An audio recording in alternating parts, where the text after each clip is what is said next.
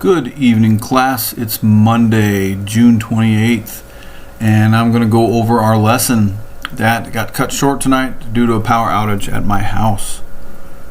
So, one of the few things that we haven't talked about so far in CAD 101, Basic AutoCAD here, is what to do with a line if you want to break it into multiple pieces, multiple lines. You can either break it with a gap or break at a point. And then once you're done with those, the opposite of that is you can join together two line segments that are on the same plane or that are on the same line with each other. And we'll go over those quickly here. So there's some options we have here. This is a line I just drew. It's a basic line, not a polyline. You look at the properties here, line right there. If I come up to my modify panel, unannotate, home, and then the modify panel, there's here we have break, do the flyout menu, and you've got break at point and join. So if I choose break, the command says break select object. I'm going to select the line, and then wherever I selected that line, the break is going to happen there. So then it's going to say specify second break point. And I can click anywhere and it'll create a gap like that. Or if you notice on the command line, if I hit F for first point, I can reset that first point. So if I hit F and enter, now it says select the first breakpoint. I can select it back over here if I choose to. And now I can start creating my breakpoint. Now, in addition to that, there's also break at point. And again, you're going to select your object, and then it's going to ask you, what's your point? Well, I'm going to select this intersection here. Well, it doesn't separate, there's no gap because it's just at the point. But it gave me two distinct line segments now. Now the opposite of break was join. Modify, join. The command line asks, what's the source object or multiple objects to join at once? So what I could do is window the whole thing and they join together.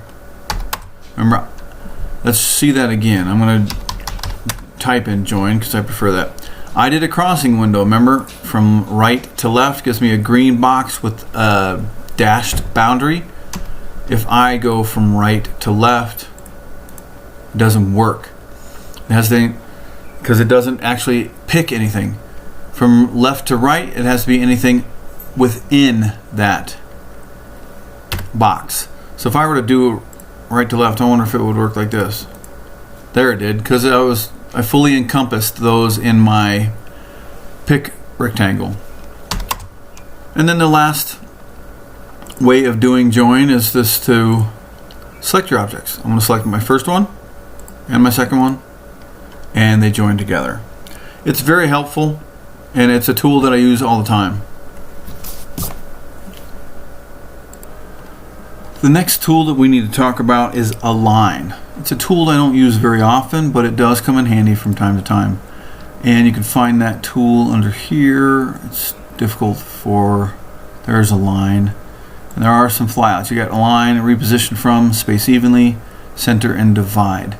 I'm going to show you the first one, and I suggest that you guys kind of look around and experiment with these others. I'm going to start with just the Align tool. Now it asks, select objects. Well, for instance, what I'm going to do here is I'm going to select these objects because they weren't meant to be here. This left one was meant to be lined up with the end point of this line. So I've selected my objects, right click, specify first source point. Well, my first source point would be here because I want this to align with this. What's my destination point? Well, if I click here, watch what happens. Hit enter. It moved it to that point. That, to me, generally doesn't make sense because I could have done the same thing by saying move and just selected this point. When it does make sense, though, would be to select my objects, select my source point, and do a polar tracking down to here. There I've got my second source point, hit enter, and I've now aligned these to where I wanted it to be. Now again, there are still other ways to do this. For me, easier. I would have still have done a move command with endpoint and still done the same thing. Polar tracking. It accomplished the same thing. You just need to know that the align tool can do that. And now I'm going to show you guys how to get started on doing the elevation for the Walter. Which is the one you guys should try to accomplish if you can, because it is more complicated, but it will also take you further in your CAD drafting skills. So I took the old one and moved it down here, and I'm going to draw this one here. I'm going to move this 300 feet over to here. Should have grabbed everything, but it did not. Unless it's on a locked layer. It is.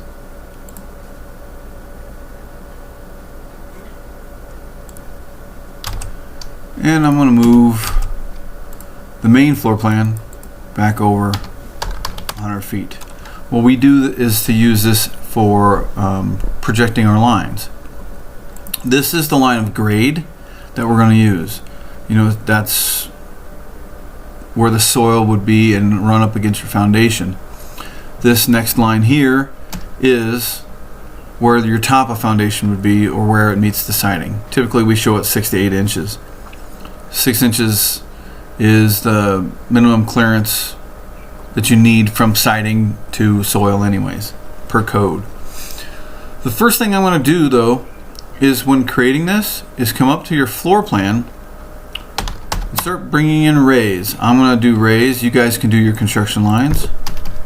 And now that I've got one placed, I'm going to come up and multiple copy, center of the window, this corner, midpoint of the window, this corner, midpoint of the door. Go ahead and do midpoint of the column. How about this window and that corner? Now we've got everything down here that we need to project down to.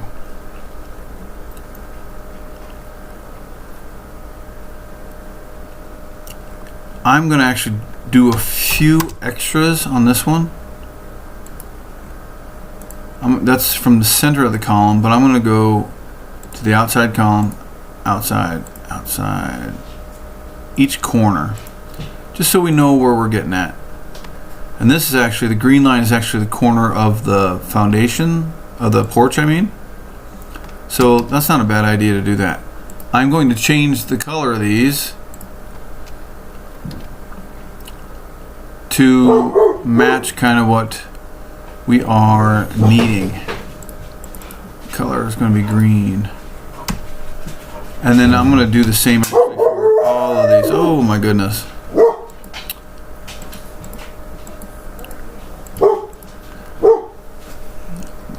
If you guys have dogs, you'll understand what I'm going through.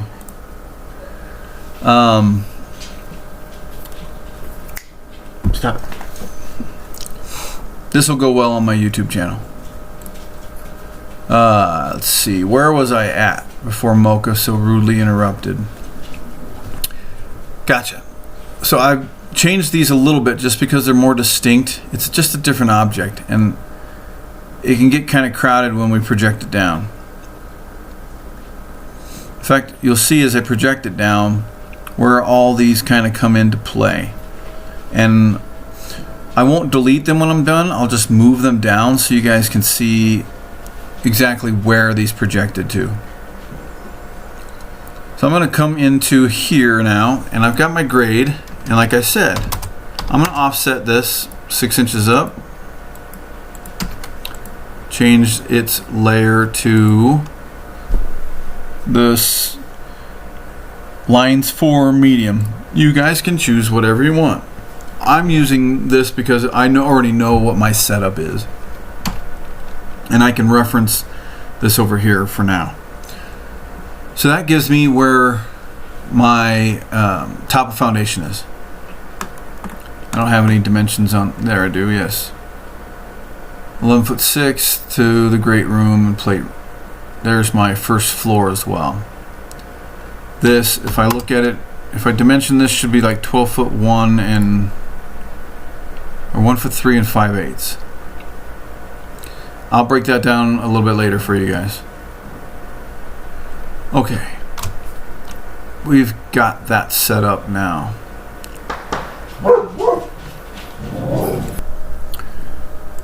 So I'd actually talked about where am I setting this first floor up at. Let's go ahead and talk about that because that's important for your elevations. If this is my top of foundation, I'm going to just drag some stuff out here. And top of foundation, then you have a sill plate, which is typically 1.5 inches tall. And depending on how this was drawn, whether it's old or new, I might have to add another sill plate, because at my company we do a double sill plate just to give extra room and height to the basement floors.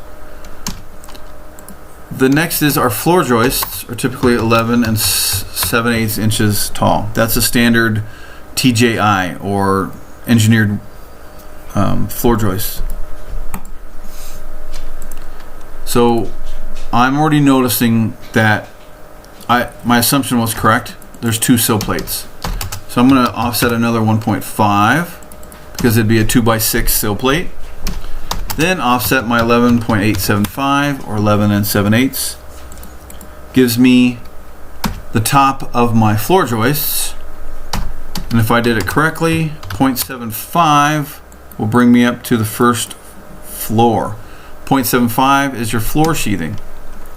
So that gives me my overall dimension from the top of foundation up to my first floor.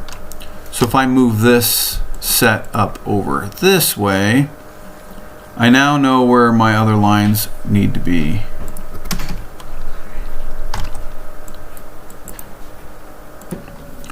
So now we've got our floor placed.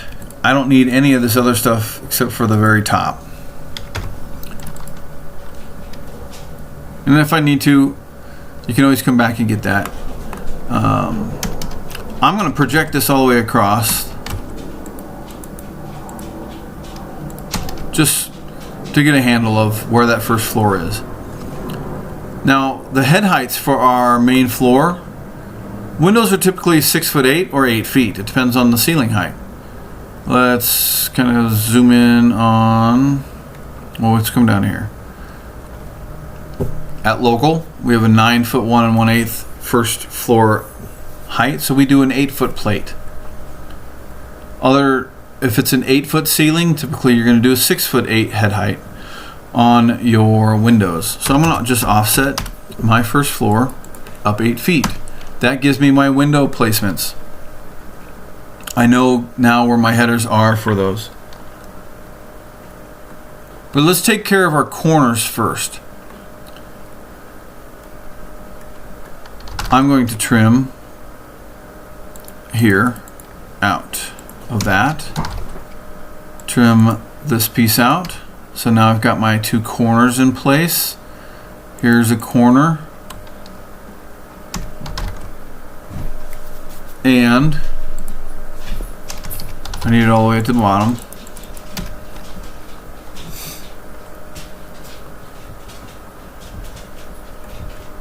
And this last corner here.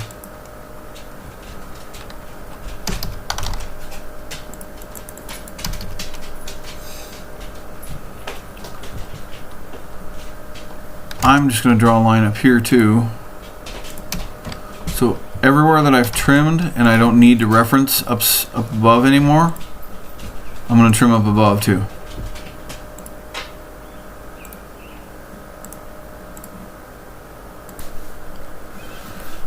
So now we've taken care of all the corners of this house, this elevation here. And again, we're going to cover this column later. We know that this is a 2040 single hung window. This is a 5050 slider. This is a 3068 or 86 I think that's a typo. It should be a 3068 with a 14-inch transom above, so that is incorrect. A 3068, which means 30 is 3 foot 0 inches, and it should say 6 foot 8 inches. But we don't put the feet in inches to keep it clean. We talk more about that in print reading, and then a 14-inch transom above it, and then we've got a 2 foot by 4 foot fixed panel window. Let's get those placed. What do we say? 2040. If this is the center, I'm going to offset 12 inches each direction. My head height is here. I'm going to offset that down 4 feet. Now I can use my fillet commands. Fillet. And I'm not filleting this top one because it's a reference line. And well, actually, you know what? It doesn't matter because we're going to adjust everything. And we can always redraw or re-offset that line. I'm going to do my polyline edit. You remember the pedit command? Type in M for multiple. Select all of those lines, and it asks, do you want to change them to polylines? And I'm going to say yes.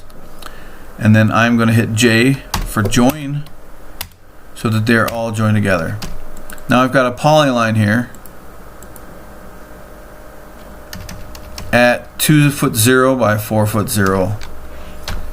Easiest thing to do here is to copy it now with my midpoint here. This is that 5050. That would be my door here. This is that other 2040 fixed. My windows have been placed. Now it's time to place my door. It's a 3 foot wide door, so 18 inches to either side. Trim that out here and offset again. 6 foot 8 plus 14 inches is, well, let's just, you'll see, offset 6 foot 8 from the finished floor. Offset 14 inches. Wrong way. So the door is slightly less than the window heights. If we were to come down here, you'd notice the same thing. At least you should. Yes. Although it looks a little bit different. There's only a ½ inch difference there.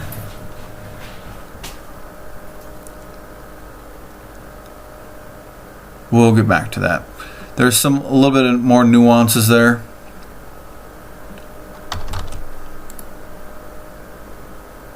Because the porch is different too, but first floor is still there. I think that this was drawn wrong again. That's probably 6 foot 9.5. There's this. That's strange. Just wanted to show you guys. There's the 6 foot 8. Then you got the casing around it. It's not shown completely proper here. We'll fix that up above. Well, let's come take a look at this too.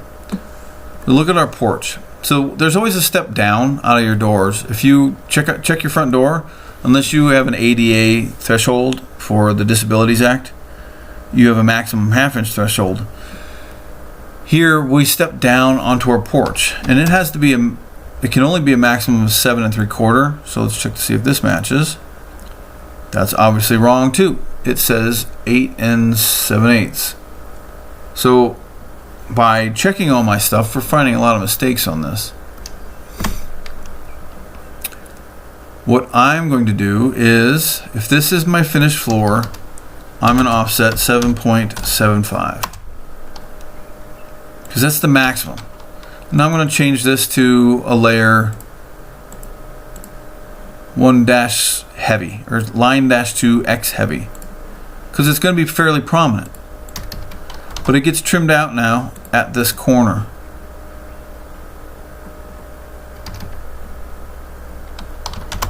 Let's confirm that we have it right.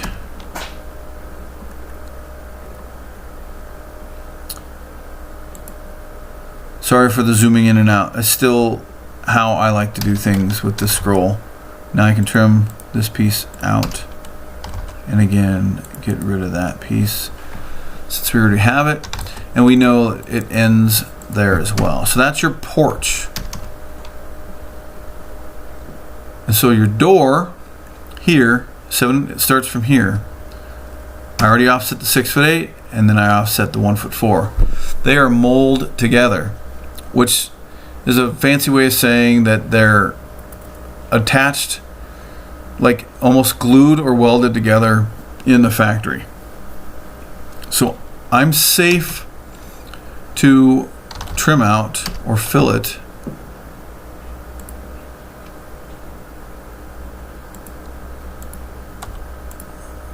the door and transom together. I can get rid of the midpoint, don't need those anymore because I know where they belong.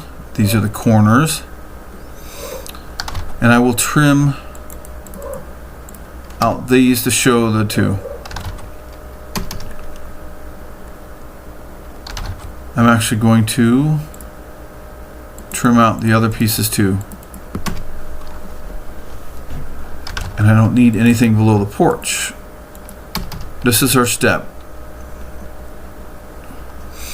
I'm not going to finish drawing all the detailed windows in here.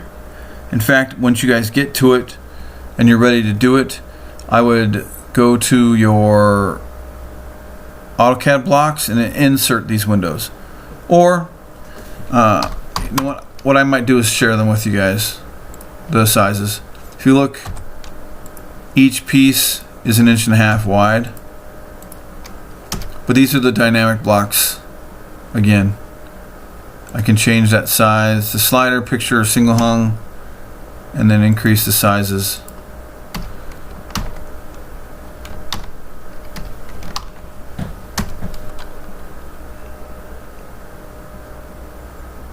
There's another mistake. Looks like it got moved at one point. Or the mullions did. Or muntins. These are called muntins. Mullion is the centerpiece here. I digress. Get caught off topic here.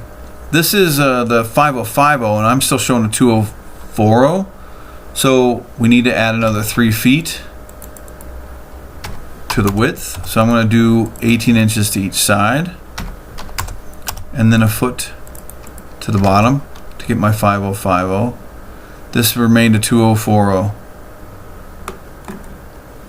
2040, 2040, and then a 3086 or 3068 with a 14-inch transom.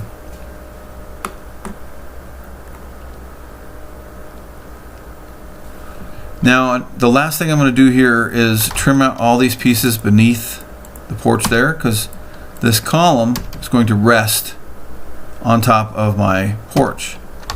In addition, I'm going to trim out the top of foundation in front of the porch, because the porch will cover up the foundation. It's a thickened slab that covers it up. And I'm going to trim this piece out here because we don't need that. Save your file. And this video is already 24 minutes long and I don't want to make it too long. I'm going to try to finish up most of what this does in the next 6 minutes. Mainly by focusing on what we already have. Now notice, as I projected this line down, there's a stone veneer on this piece at the bottom. The main wall is lined up with it, the siding. The stone has a thickness to it because it's considered a wainscot is what they call it. And if I look at that thickness, it's 2 inches. It can vary. Most of the manufacturers that we buy are stone from, where it's just, we call it lick and stick. It's like you put on a base coat and it's like putting tile on your shower. It's got a mortar scratch coat on the base, and you stick it to it. And then this capstone looks like it's probably got another 1 inch. So 2-inch thickness of the stone, and then a 1-inch capstone with an angle on it. So you guys can choose this overhang as much as you want to, but notice that the stone has a distinctively greater thickness than the siding does. And again, we're not drawing most things, even on the elevation, to show their actual thickness. Otherwise, the siding would actually come out probably about 1.5 inches with the OSB and everything else. We're drawing our finishes, our elevations to rough frame width. What else can I show you guys there? Okay, so that's that. The wainscot can be any height that you choose to. Typically, it's dimensioned on the plan, although this one, a lot of it's removed. Or it's actually, the easiest way to do that is just take the bottom of the window, add a piece of trim, and then your capstone. So the deciding factor for this height was the window location. So we can do that up here. Offset 5.5. I'm going to explode that and get rid of the other 3 lines, and now I can extend that out to both sides. Offset the 2 inches on both. I'm going to go ahead and, even though they're going to overlap a little bit, I'm going to offset this one down, so that way this doesn't change and I still got 2 pieces of trim I can adjust. Extend out the 2 inches.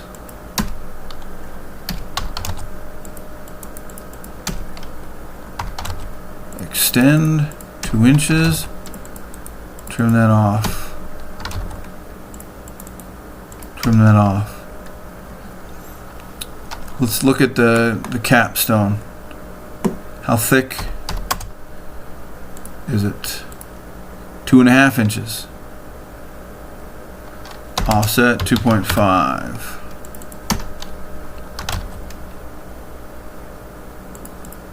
Now I can do it this way too. Trim off that bottom piece that's stopped by the capstone. I don't need that line anymore. So we've got our overall thickness. Stretch these two, get them back where they belong. And now remember, we had an extra 1 inch out this way where this line was beveled ever so slightly. How about if this was 2.5, I'll do a 1 inch.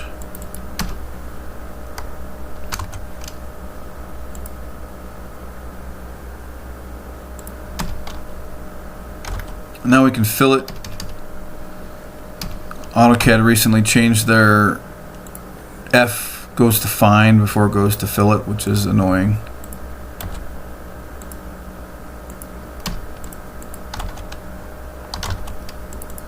And then trim that out.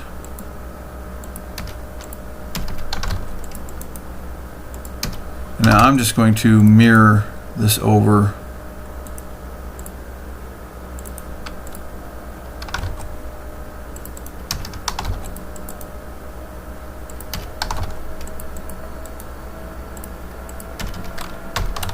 A lot of editing commands. Each thing takes quite a bit. But then now we've got our wainscot there, our stone. We've got our window locations and the differences in trims. We're showing an angled trim. Ours is a W block, like a one that we created. You guys don't have to do the angle trim. You can just do basic. Okay, the last thing I want to get to, because the video is running long, is, escape that, hatching, like we did before. If this is stone, this can actually be left out because the stone will go all the way. We show it to grade, even though even the stone has to be left 2 inches from the grade, but it just looks cleaner and more distinct if we don't. So do your hatch command, modify, where's that? Oh, sorry. Draw a hatch, or I just like to just hit H and enter. And internal point, but I need to find the right pattern. So I'm gonna expand this out. Let's find a stone hatch. AR stone is typically one that's there, but I'm not seeing that there. It's brick standard.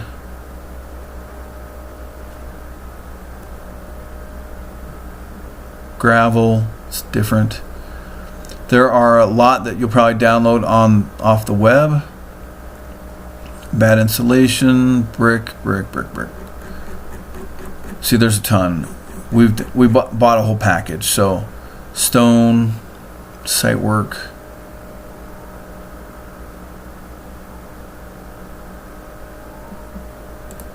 I don't like any of those. So let's expand this out even more. Let's do the settings. T. Remember, that brings this up, and I hit this 3. It's easier to see them here.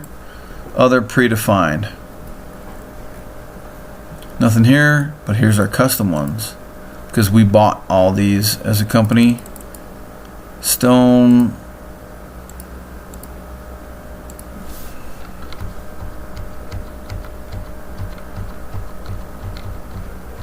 None of these are what I'm looking for, actually.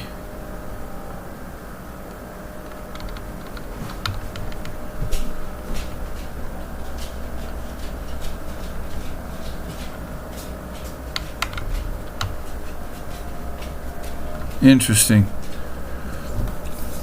I don't think I have that custom pattern loaded in. I'll send it to you guys, but I'm going to do, instead, I'm going to inherit properties. Come over here. I can't inherit that one. I got to inherit this. That did not work. Instead, let me redo that. Match properties. I'm going to match this. Still not working. Pick internal point. Match properties.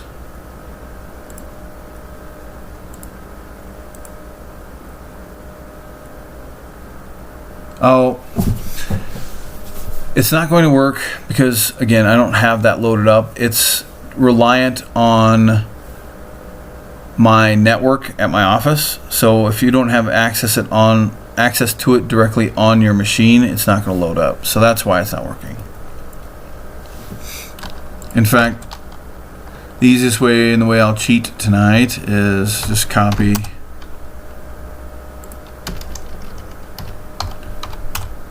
this hatch up 100 feet.